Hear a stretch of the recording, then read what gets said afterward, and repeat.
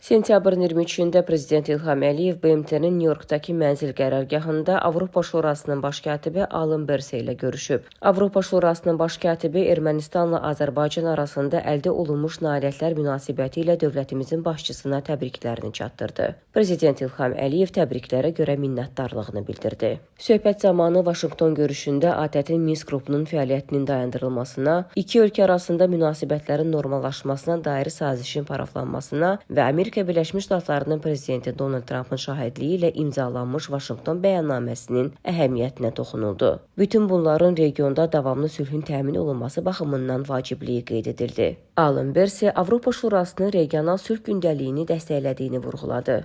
Avropa Şurasının baş katibi COP29 dövründə Azərbaycana səfərini, həmin vaxt və digər beynəlxalq tədbirlər çərçivəsində dövlətimizin başçısı ilə görüşlərini məmnunluqla xatırladı.